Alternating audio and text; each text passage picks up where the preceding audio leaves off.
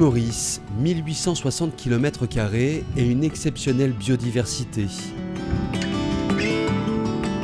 Ici, le taux d'endémisme est l'un des plus importants au monde. Un écosystème, là aussi mis à mal par les activités humaines, pression urbaine et touristique, quasi-monoculture de la canne à sucre et déforestation. Certaines espèces n'y ont pas résisté. L'emblématique dodo bien sûr, mais aussi des végétaux moins connus, comme le cylindrocline lawrencei, une plante éteinte en nature depuis 1990.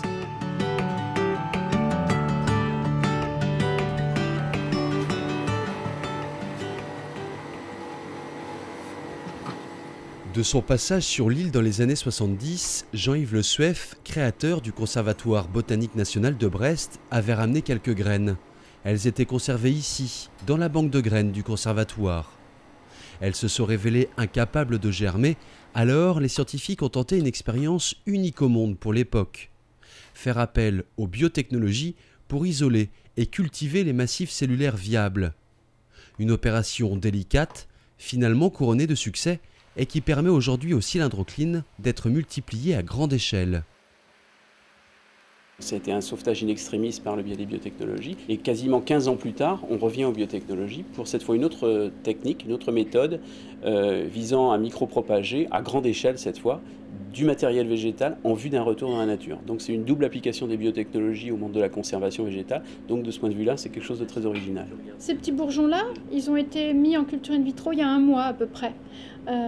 Et on voit déjà qu'il y a des petites feuilles vertes un peu plus claires et qui ont poussé en culture. Donc moi, bientôt, je vais pouvoir les changer de milieu pour les remettre sur du milieu frais, du milieu neuf, et qu'ainsi ces petites plantes poursuivent leur croissance.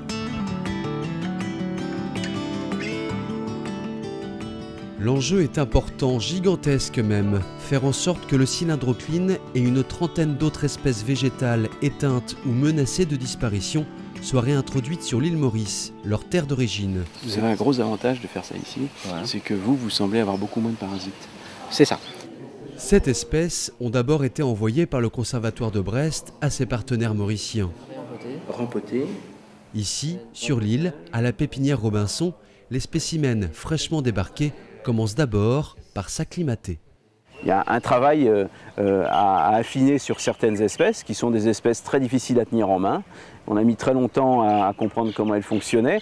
Donc tout ça, c'est une affaire de temps, une affaire de relation entre hommes, en fait, de manière à ce que le transfert de savoir-faire passe des uns aux autres et à ce qu'ils puissent ensuite maintenir cette collection en toute autonomie. Voilà toutes les plantes qui sont venues de Brest. Vous pouvez constater, bon, il y a des hibiscus qui sont complètement acclimatisés, ils sont prêts. Il y a les fleurs qui sont prêtes, il y a même des boutons qui poussent. Donc, ce qu'on va faire avec ces plants maintenant, c'est qu'on va soit le multiplier pour en avoir plus, et aussi les retourner dans le milieu naturel.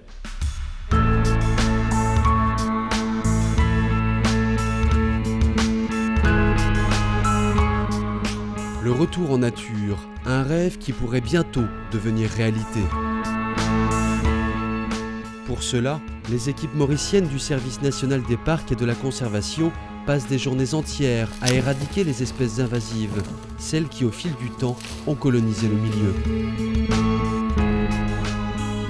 Avant, on déracinait littéralement à la main, ce qui faisait que ça faisait beaucoup de travail, beaucoup d'efforts et beaucoup d'argent à dépenser. Maintenant, on est en train de couper, ce qui est beaucoup plus facile.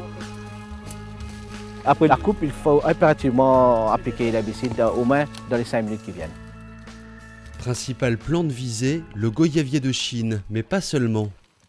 On voit aussi le Furcrea foetida, ce grand agave qui se multiplie et qui vient coloniser le sous-bois. Et en fait, il ne va pas tuer les espèces qui sont là présentes, mais simplement de sa présence, il va empêcher la régénération, la germination, que les plantules se développent pour les espèces endémiques. Et on voit ces petites écailles qui sont caractéristiques des érythroxylacées. Exactement.